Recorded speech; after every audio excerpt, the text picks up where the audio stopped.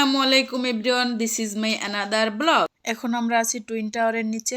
আমার আগের ভিডিওতে বলেছিলাম টুইন টাওয়ারের নিচে বিশাল বড় একটা মার্কেট, গুচ্ছি থেকে শুরু করে বিশাল বড় বড় নামি দামি ব্র্যান্ড আছে এই বিল্ডিং এর নিচে, মানে টুইন টাওয়ারের নিচে। সো আমরা তত জমিদার না, এগুলো আমরা কিনতে পারবো না, তো সেজন্য শুধু দেখে দেখে চলে যাচ্ছিলাম। আর সেই সাথে আপনাদেরকে পুরো মার্কেটটা ঘুরে ঘুরে দেখাচ্ছিলাম যে কোথায় কি আছে। এখানে প্রায় 7-8 তলার মতো ফ্লোর আছে, তো প্রত্যেকটা ফ্লোরের সব জিনিসপত্র দিয়েই ভরা।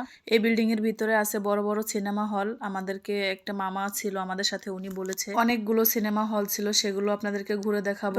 দুই পাশে টুইন টাওয়ার, মাঝখানে এই বিল্ডিংটা, সেজন্য মনে হচ্ছে যে এটাই আসলে টুইন টাওয়ার। এই মার্কেট গুলো আমরা দুজনে একা একা ঘুরতেছি, যদিও কিছু চিনি না, তারপর একা একা ঘুরতেছি। বিল্ডিংটা ছিল পুরা গোল, আর চারপাশে ছিল অনেক অনেক অনেক কিছু দোকান। এরপরে মার্কেটটা উপরে নিচে এপাশ ওপাশ ঘুরে আমরা চলে যাচ্ছি একবারে টুইন টাওয়ারের সামনে, যেখানে পানির ফোয়ারা আছে, যেখান থেকে পুরো ভিউ দেখা যায় টুইন টাওয়ারের। আমরা ওই জায়গাতে যাওয়ার চেষ্টা করছি। আর এরই মাঝে দেখ একটা ছেলে পিয়ানো বাজাচ্ছে, এটাকে মেবি পিয়ানোই বলে, আমি জানি না, আসলে আমি আন্দাজে বললাম পিয়ানো।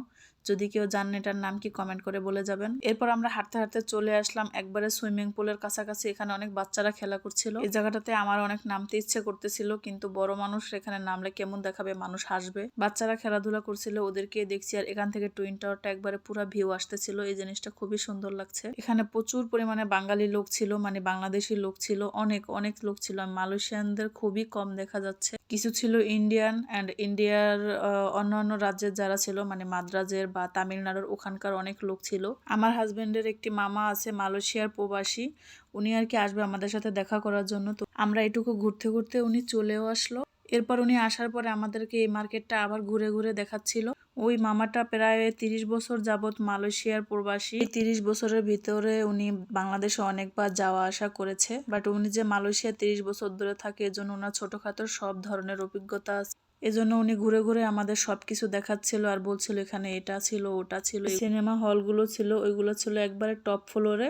আমরা এই জন্য টপ ফ্লোরে চলে এসেছি। এখন আবার নিচে নেমে যাব।